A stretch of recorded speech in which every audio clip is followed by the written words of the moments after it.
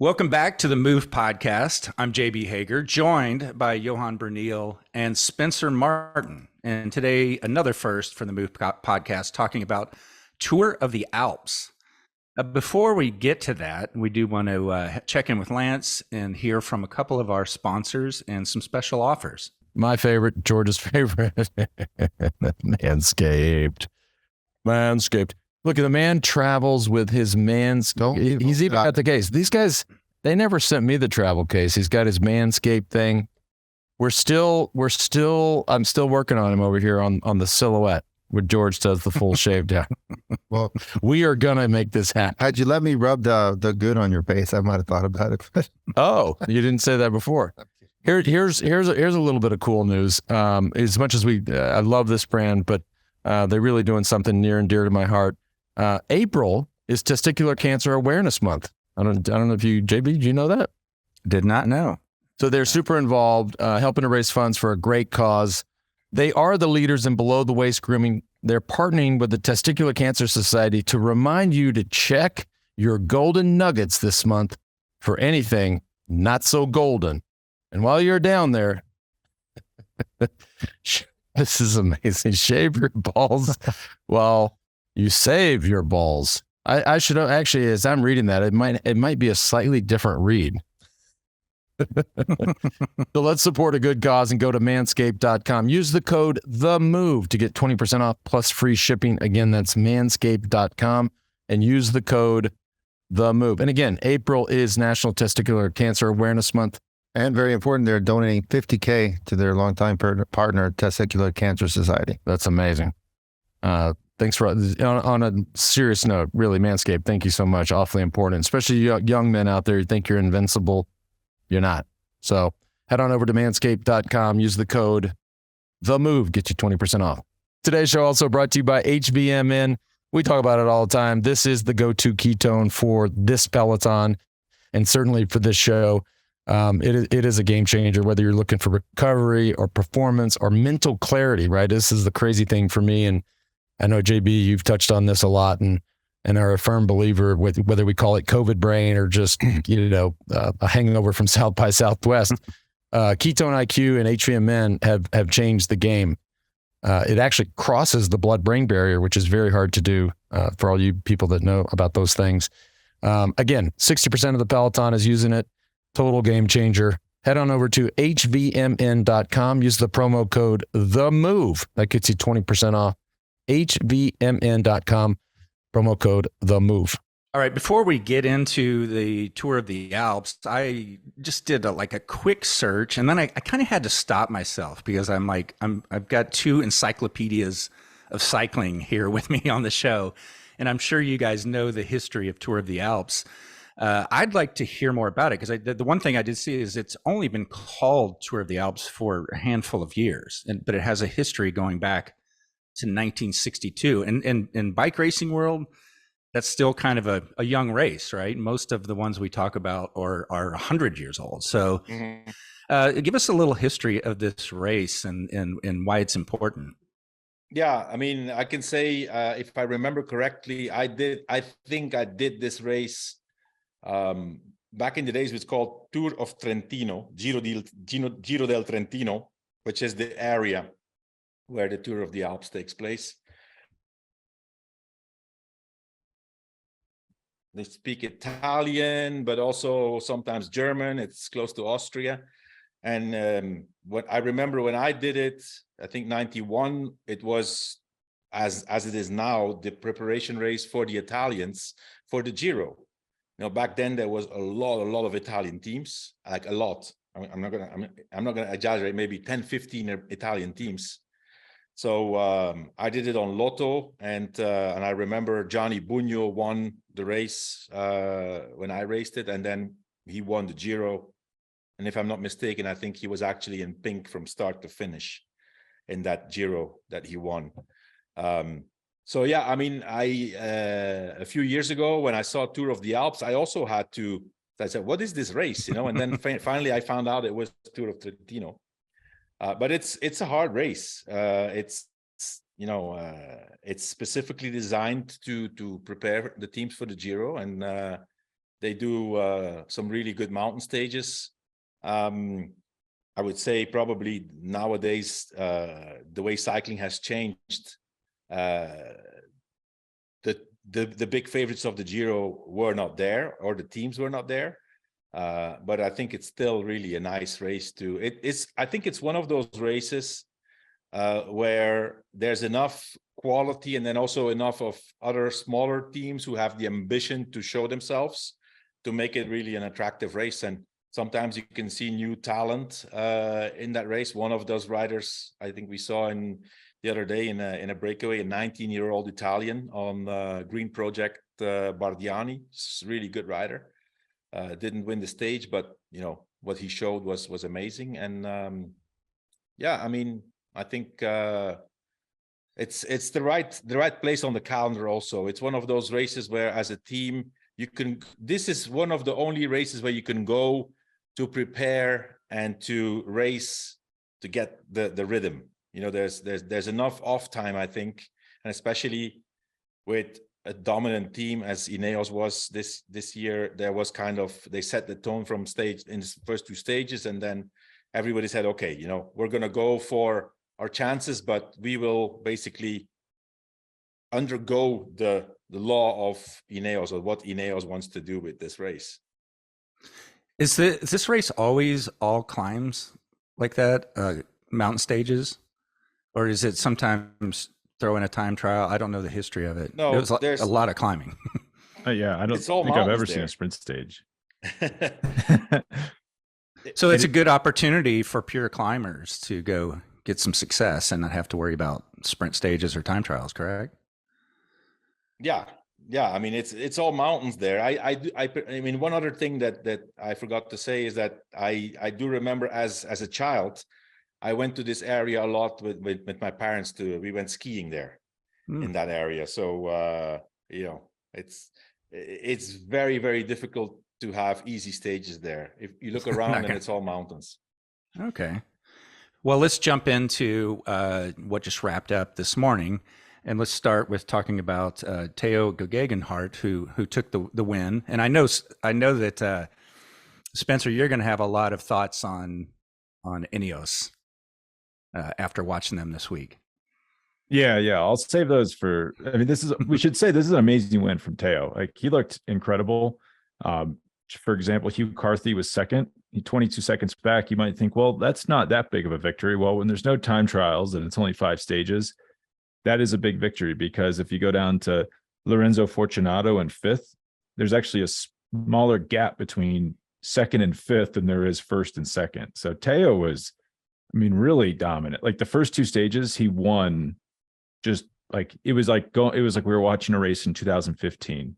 Ineos was on the front, lining it out. No one could attack, mowing down the breakaway. Tao wins the sprint, and he racked up so many time bonuses and probably scared everyone so much that no one even really attacked him the rest of the race. He just rode fairly uncontested. I think the start of stage 3 started stage 4 was a little saucy. There was some attacks, but after that, Ineos wrestled it under control, and Tao cruised to victory here. Like, they should change the name of this race to Tour of the Podium, the 3rd place finisher at the Giro, because I think he's now emerged as probably my leading candidate to grab that 3rd place behind Remco and Primož.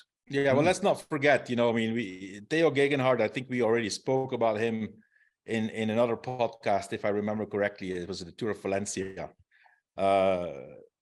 He is on a different level than the last 2 years. Tao Geoghegan Hart, you know, he had crashes, he had, you know, certain circumstances that didn't allow him to perform to the best of his ability. And this year he is back to really being a guy who his team believes in, and his team designates him as the leader before the race. That was the case in Valencia. This was the case here. You know, having a guy like Sivakov on the team, who is an ex-winner of Tour of the Alps, and then on top of that, having Geraint Thomas, ex-Tour de France winner, and, you know, potentially being the leader of Ineos in the Giro. For this race, Tao Geoghegan Hart was the designated leader, of Ineos, and I think he has proven in the races before already that he has that form, and that he should probably be a protected rider. I mean, he not probably, for sure will be a protected rider in the Giro for Ineos. So it's really good to see him back at that level that we were used from seeing him, when he won the Giro. And yeah, I mean, I agree with you. He's, he should be considered as a podium candidate. If you look at Remco and Roglič, it's fair to say, I think that they are a step higher than him. But then, if you look at 3, 4, 5, 6, 7, that Theo's one of them. Yeah, so I should say Jack Haig got third. Hugh Carthy got second. Haig third, 28 seconds back. We can talk a little bit about him later. I feel like he's not quite captured maybe the form that he had at the 2021 Vuelta. And I think he had a bad crash last year. I was maybe I'm maybe being overly critical, but I was a little disappointed in him here. And then honestly, Johan, I'd never heard of the guy who got fourth, Jefferson Cepeda, yeah. Cepeda. Yeah. Like amazing performance from him on EF. They found him, I think, on Drone Hopper. Great pickup. And then Lorenzo Fortunato. Wait, what is that? What is a Drone Hopper? Drone Hopper was the sponsor of an Italian team. It was, it was the team of Gianni Savio. So a lot of South American talents come from that team. Most known is Egan Bernal.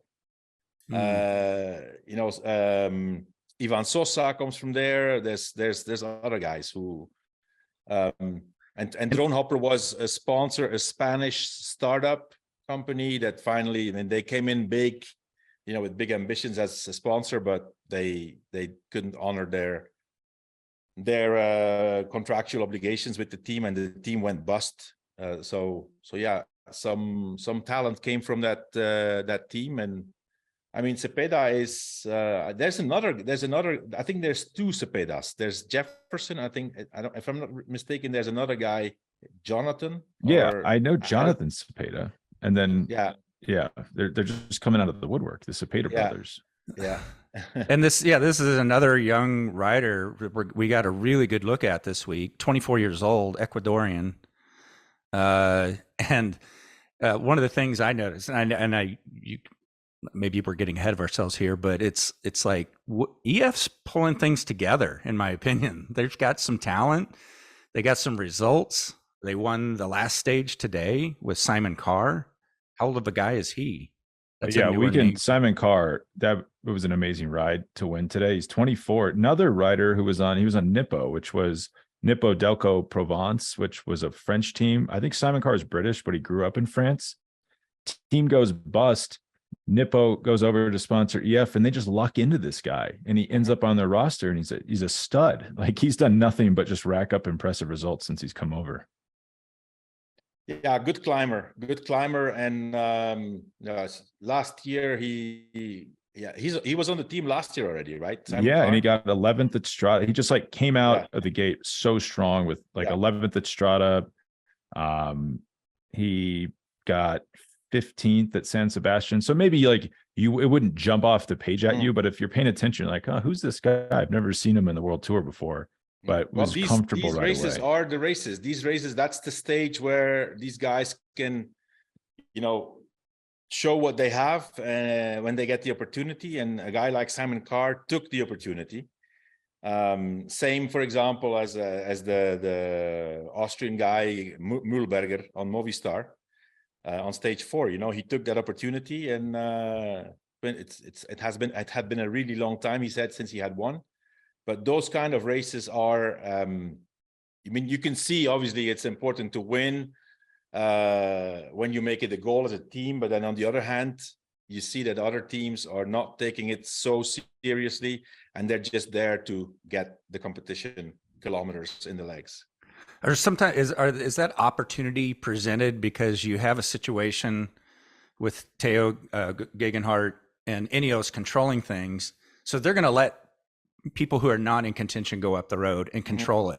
So that's where they see the opportunity. It's like that's a good scenario for them to have Ineos in control of the race, correct?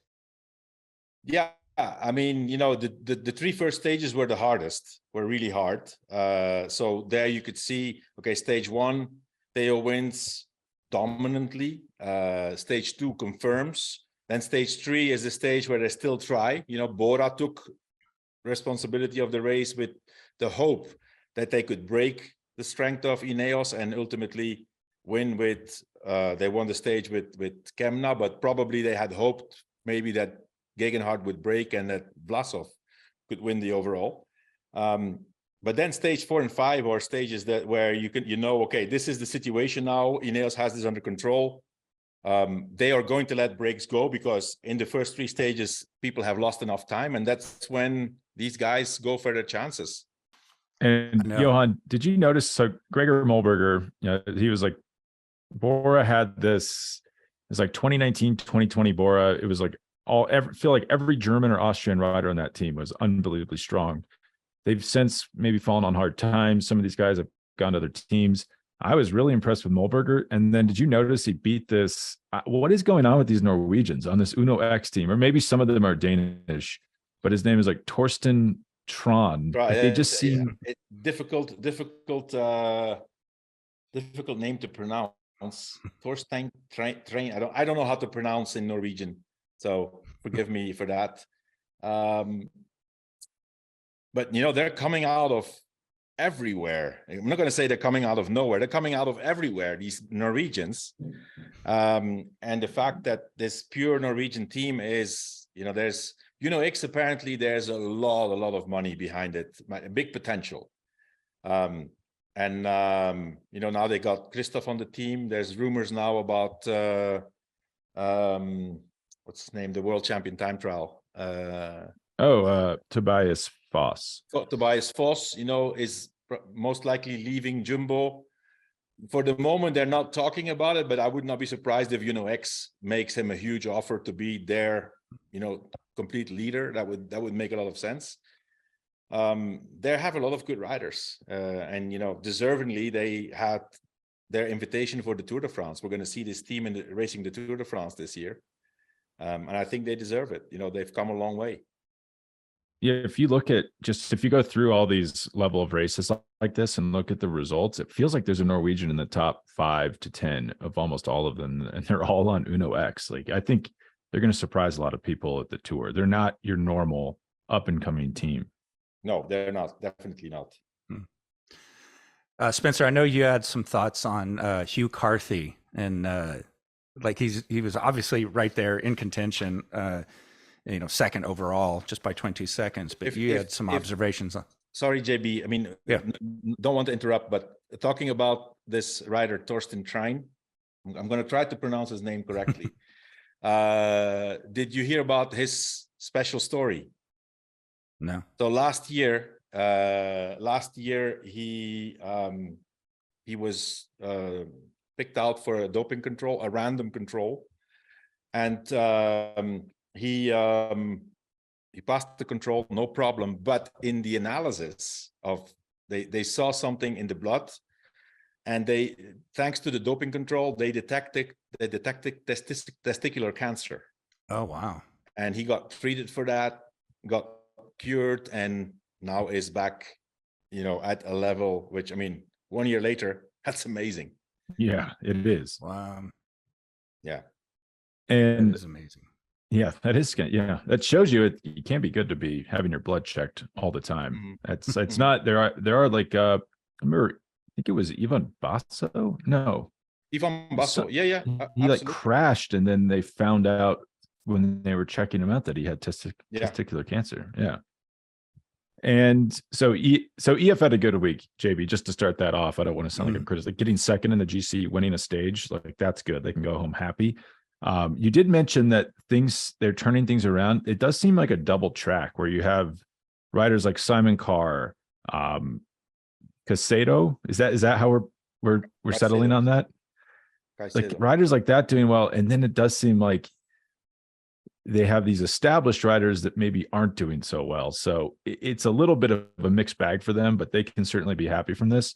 One thing I've wondered about Carthy, if you guys watched the finish of that first stage, he attacks way too early. It's not an attack. It's like he opens up the sprint. He's over geared. It's like he just falls apart on this gear, gets blown by, and you think, well, I think this looks familiar. And you go back, you're like, yes, this has happened to him infinite times in the last 3 years. Spencer, I think it's his style. That's just his style. I mean, listen, he's super tall, he's super skinny legs, and then this massive gear. I mean, it looks like a spaghetti, right? That. But if you look, for example, on the stage in the Tour of Spain a few years ago when he won on Lagos de Covadonga, on Angliru, yeah, same thing. But there he also came to the top, put it on the big chain ring, said, where this guy's going with these skinny sticks, right? But he could move them around, and he won it. I think that's just his style. And that's his last World Tour win, was the Angliru, I believe, in 2020. You wonder, he's kind of, at that point, I thought maybe he could be a GC rider, actually perfect for a race like this. It's not really panned out. Like, is he just a stage hunter, you think, from now on? Because we saw him in some pretty strong breakaways at the Giro last year. I think the way Carty is riding and has been riding the last few years, he's a guy for, between 6th and 10th in a Grand Tour, like the Giro or the Vuelta, not the Tour de France, but the Giro, the Vuelta, like top 7, top 8, which is hard. You have to be a damn good bike rider. Now, the question he has to ask himself is, okay, does he try to keep maintaining that kind of profile, or does he back off and tries to go for stages? He did it last year. He was at every break, and finally, I don't think he won a stage. Last year he didn't win a stage, but he was really strong. Yeah, going for stages. I honestly feel like if you just told him, whenever you think about sprinting, wait and do it half as far from the finish, he probably would win more. He's always fallen apart with like 100 meters to go. I think one of the things that obviously, he knows that he's a guy who has to anticipate. Yeah, he needs to go early because he doesn't have the explosive power. So I think that's probably why you have the impression that he goes too early. But if he waits until the last 300 meters, then there's guys with more punch, with more explosivity that he definitely can't beat. So that's probably why he does these things, and it looks a bit funny, but it does look fun. I know. I just, in my head, I'm thinking, in your career as director, Johan, did you ever have to pull a rider aside and just specifically work on their form, like their style, their form? It just looks like a lot of wasted energy. You can't change a guy's style. That's, I mean, if not the guy, if that would be possible, then the guy who has been, for example, giving advice to Chris Froome should get a huge That's fine. A good point. That's a good point. That's just the way they ride, and it's efficient for them. So listen, when they're professional, and especially after a number of years professional, that's their style. There's not much that can be changed. Yeah, you could say, have you noticed this? There's 2 chain rings on your bike, and you have a small one. You can actually shift into that. There's a guy. I actually sent him a message a few days ago. Santiago Botero. He was a Colombian cyclist in the Lance era. Was 4th in the Tour and won the King of the Mountains, I think, 2 times. This guy was always on the big chain ring, and even in the mountains. And I saw a video on his social media. He's still on the big chain ring, 20 years later. And I said, hey, Santi, like after, when you reach a certain age, it's allowed to shift to the small chain ring. And he said, it's just out of laziness. He just wants to stay on the big chain ring. What other takeaways did you get from this Tour of Alps, Spencer? Well, we should talk about Ineos as a team. So Ineos was the dominant team here. They dominated pretty much line to line. Bora came with a strong team, and we saw on stage 3, like Ineos just mowed everyone down. Stage 1, stage 2, race pretty much over. Stage 3, Bora had a little bit of a comeback. I thought they were really strong in that final climb. Leonard Kamna attacks, wins the stage. They have 2 riders in the top 5 at one point. They pulled. They did 1st and 2nd on that stage, no? 1st and 2nd on the stage, yeah. At that point, you wonder, maybe Geoghegan Hart was so strong, no one's beating him in those sprints, which would go back to the Carthy thing, where Carthy knows that Geoghegan Hart's so strong he has to go early. You wonder, like, man, if they could have managed that a little bit better, could Kamna have been closer in the GC? Bora then pulls Vlasov from the race before stage 5, despite being in the top 10 overall to go race Liège because they're out of riders. But Ineos, I mean, at that point, Ineos, no one was even close to them. If you watch stage 5 today, they were controlling that race for almost the entire stage. And you think, like, Geraint Thomas is considered one of the GC contenders for the Giro. And he was like third person, like, probably Sivakov was ahead of him. Arnsman maybe at one point, even though Arnsman didn't seem to be in the best of shape in the first few stages. So you have like Geraint Thomas, who won the Tour in 2018, on the front for a lot of this race, which shows you just like the depth that team has. And One question third in last year's Tour, by the way. And actually that was maybe the best GC ride of his career. I would say you could make an argument that was better than his win in 2018. Is like, what's the plan here going into the Giro? So they have Geoghegan Hart, who was obviously amazing. Thomas, who, he's been doing this long enough. You just have to trust that maybe he'll have better form by the time the Giro rolls around.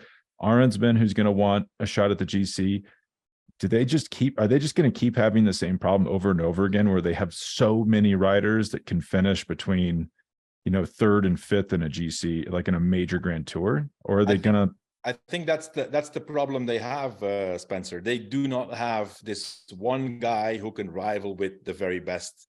If you look at the Giro, it's no secret, it's Remco and Roglič, the two main favorites, and they don't have anybody at that level. So what's the next best thing is they try to have a few guys close enough that maybe if something happens strategically, although race strategy is less and less important in nowadays cycling, but if you have a guy in third and a guy in sixth and a guy in eighth, and one of those three guys gets into a move, there could be a surprise. I think that's their strength right now, the variety of good riders, but they do not have anybody who can rival with those two super champions.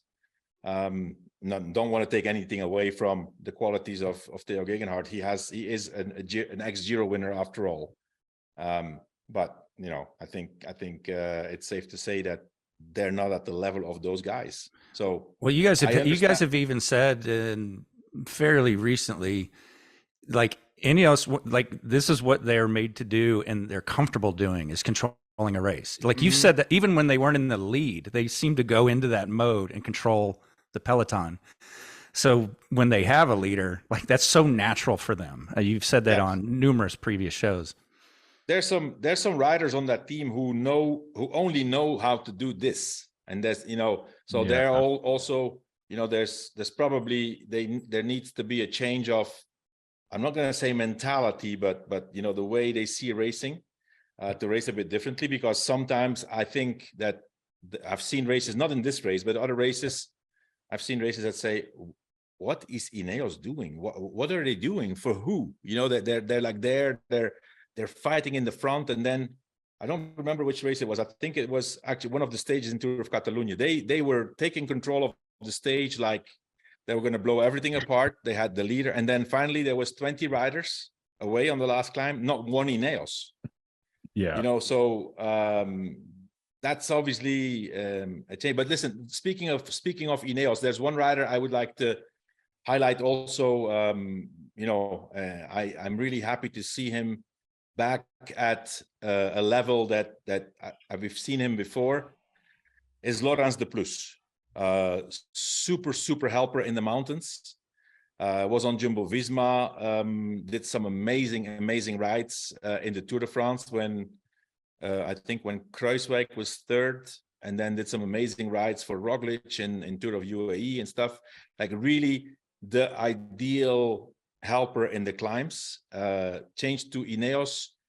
Didn't really find, I don't know for which reason, but didn't really find his form in the last year or 2 years. And this season, I've seen him already on several stages to be back pulling and setting a tempo where there's 20 or 30 riders left. So I don't know if he does the Giro. I think he does. But we're going to see this guy pulling in the mountains quite a bit. Laurens de Plus. I agree in theory that, yes, they have power and they have all these riders who could just stick around the top 10 and they can get them up the road. And that could pinch Roglič and Remco. The only pushback is, do we ever really see that from them? It seems like even when they're out, like they're doing a great job of controlling the pace on the final climb at this race. If Pogačar's here, what do you guys say? See in the douches? He's just leaving them all and it wouldn't work. And but it still seems like they try to do that anyway. Spencer, that's the thing. Listen, if you do not have the guy who can finish the job, you can be as strong as you want as a team. There's going to be Remco, there's going to be Roglič, there's going to be, maybe someone else who they're going to say, okay, great, thank you very much, Ineos. Or, we don't worry. Ineos is going to do anyway. So that I know that this has happened already in certain races. So, what's really going on there sometimes, I don't know. But definitely for Tour of the Alps, they did a great job. They were strong. They raced, they pulled when they had to pull. And it makes it easier also if you have a guy like Tao Geoghegan Hart who showed that, he was relying on his team. And for example, in stage 2, then finally he ran out of teammates and then he was there to finish, to basically take control himself of the situation and narrow that gap with Kamna enough that it wasn't a threat for his leader's jersey. So, a team is always as good as its leader. Sometimes, Ineos races a bit differently. Even if they don't have a leader, they still race the same as if they had. But hey, that's the way it is. Do you guys ever do the thought experiment of if Roglič was ski jumping, Remco's playing professional soccer, Pogačar's, writing poetry, whatever he does in his free time? This is what the biggest races would look like. Ineos would still be controlling Grand Tours, and these would be all the top riders. It's really only because there's 4 or 5 guys who are super, super, super, super talented that this doesn't work all the time. And what's really amazing also, Spencer, is that, with that kind of history, that kind of resources, that kind of budget, agree, they did have a lot of bad luck with a guy like Egan Bernal, his accident. But it's crazy to think that they missed out on all of these guys. They don't have one of these guys on their team. Yeah, that to me, that's the biggest, problem you would point to. This might be too inside baseball, but I think for a long time they didn't have a scouting department. They just had this one Italian agent who would, and if we go back to Johnny Savio from Drone Hopper, his entire business model is finding talented riders, generally from South America, locking them into like 10-year contracts. And then their agent would also be the guy who was Ineos's business partner, essentially, would say, hey, I have a new rider for you, Egan Bernal, buy him out of his contract. And then Johnny Savio gets a nice check. That's how he was making a living. And that was the way they funneled. Gets a nice check too. Yeah, it's good for the agent. And it's good for the riders because they get a huge pay raise. And that's how they basically recruited all these riders for years and years. But the problem is a lot of the good riders were not coming through that funnel anymore. So they just whiffed on everybody. Yeah. You know what? That's interesting. You probably don't have to go back very far. Was it only Ineos that had a big budget? There was no, UAE wasn't a big player. Jumbo was not that big yet. Right. No, were they the only ones who had the power to buy these people at the time? And now there's several. Yeah. They paid a lot of money to some like really, really good riders who won big races. But on Ineos, they were just one other guy, who could win. For example, a guy like Wout Poels has been for a number of years on Ineos. Great rider, won Liège-Bastogne-Liège, but in the other races, he was the first lieutenant for Chris Froome sometimes, but he got paid as a leader on another team. So that was a bit, but, now talking about Ineos, and not wanting to be really critical, but I personally, now I'm just thinking about this. I think it's really, really strange to see that such a big sponsor with such a long commitment they don't have their own development team. Yeah, I agree. And I think it's really That's hurt them. weird. Yeah. They've just let that. And I think the idea was we won't do a development team because we'll just see who's good. We don't even have to deal with these kids and we'll just buy them. Once they've been proven themselves, we'll drop the bag. They come to us. The problem is if everyone's finding them before you and locking them into 5-year deals like Pogačar or Roglič at Jumbo, that doesn't work anymore. And I think they've been caught a little flat-footed by that. Yeah. It was, I don't know if it was Ineos we were talking about months ago that has some kind of program in Africa. Was that Ineos? Yes. They just started that. Yeah. That's kind of a new thing. Maybe they're banking on 3 to 5 years. But that's because of their relationship with the marathon runner Kipchoge. He's kind of the head of that and wants to find endurance athletes. And instead of, pushing them towards running, putting them on bikes. And that should work. There's no reason why it shouldn't work, but that's a long-term project. Right. Okay. Any other final thoughts here? Yes. Spencer? Should we talk about Matthew? Is it Riccatello? Is that how you say the last name? Yeah. Riccatello, yeah. Kind of a We Do House rider. I think I've had dinner with his family, so I'm biased. I'm a big fan. He gets 16th overall, 3rd in the youth classification. I thought Israel, his team kind of botched the final stage. They let a young rider get in the breakaway. They tried to pull late. It was too late. So he got leapfrogged from 2nd to 3rd or second into 3rd. He'll be fine though with that. That's not really something you can, 2nd in the young classification. That's not really something that you can expect a team, which is already not the strongest team in the race. They have to kind of look, okay, we have to be careful what we do. Otherwise, if we work too much, we lose a rider. But more than his place in GC, I think I've seen certain things from Matthew on I think stage 2 or stage 3, probably stage 2. He was there, with the 7, 8 best riders on the climb. First year professional. He's shown already in Argentina that he was, good on the climbs. I think there he probably won the young classification or was 2nd, but he did top 10 in the GC. And from what I hear from within his team, they are extremely, extremely happy and satisfied with him. Both his mentality and his results. So I think it's worth a real mention to highlight his performance. Good things to come. And if my information is right, and I don't know if I can say this or not, but a little bird told me that he's going to the Giro. Oh, I was just wondering about that. I'm excited. I mean, he tacked on the final climb today, these are hard climbs. Even the non-high mountains in this region are brutal. And I was thinking, if you just replace this little American flag with an Italian flag, I would have been like, oh, wow, this young prospect is going to go on to win the Giro. This guy's amazing. It's almost like his Americanism penalizes the excitement around him. But he just looks so strong on the bike, and I think the Giro is going to be a great race for him. Yeah, 21 years old out of Tucson. He's probably wishing for some hotter weather. He looked good though in the cold weather. I mean, I was really impressed by that. There's this other rider. Let's see if I can find his name. Was on stage 4. Here we go. Giulio Pellizzari, 19 years old.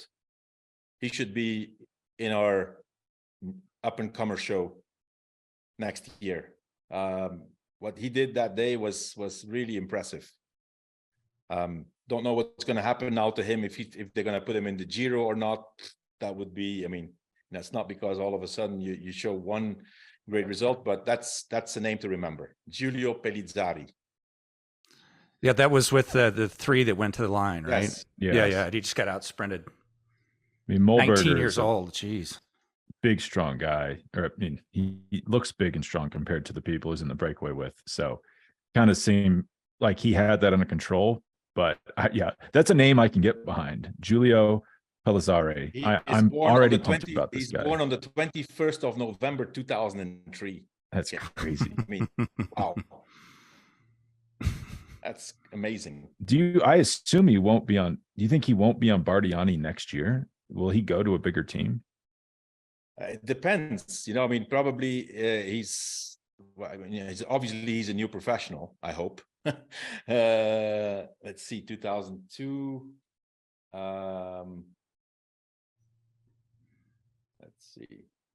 He was on Bardiani last year already. Yeah, he was racing a pro schedule, like not he was a on junior Bardiani. schedule. So Wow. normally he signed a 2-year contract, so he's going to be free of contract. So yeah, he's not going to be on Bardiani next year. Don't think so.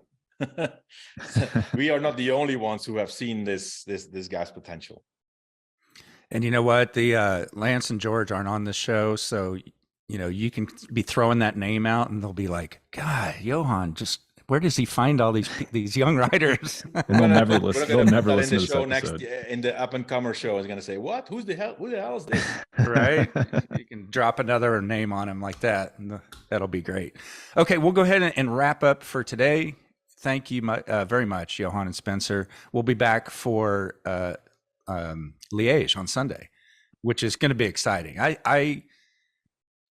Like, how big will that be in cycling history if Pogačar pulls off the 3 wins in a row? I think he could. There's high possibilities that it'll happen. It's going to be, it would be him and Rebellin and Gilbert. Yep. Who would do that? Not even Eddie Merckx has done this. But then on the top of that, he would do this and a Tour de France winner and win Flanders. That's like a statistic that would be unique, right? So wow. What was going to say? It's a 50-50 chance, right? Although a race still has to be ridden, it would be foolish to think that, this is still bike racing. 2 big favorites are Remco, Evenepoel, and Pogačar. It's even crazy nowadays to think that if you would have said this like 4 or 5 years ago, you said no, Remco can't win. He didn't race. He comes from a training camp. Yeah. Now we just assume, and they've proven this over and over again, that the races they do are sometimes not as intensive as their training. And Remco has shown that whenever he comes from altitude, that he's flying. Like last year when he came from altitude and he did San Sebastian, he destroyed the whole field. So it's in theory it's hard to look for another cyclist than Pogačar and Remco to be the winner, but it's bike racing. A lot of things can happen, and it's possible that somebody else wins, but something special is going to have to happen. It's going to be super, super interesting to see. I would say, Pogačar would be normally the big favorite because he knows that he just needs to try to follow Remco. Remco needs to drop Pogačar to win, right? If Pogačar can stay with Remco on La Redoute and on La Rochefoucauld on the last climb, then Remco has also shown this year that he's gotten a lot faster in the sprint. But normally you would say Pogačar wins. So we'll see. And historically, how many times have we seen Pogačar dropped? Once. but also historically, we've seen a lot of head-to-heads of Remco against Pogačar, not head-to-heads, but in the same race. And most of the time, Remco was in front of Pogačar.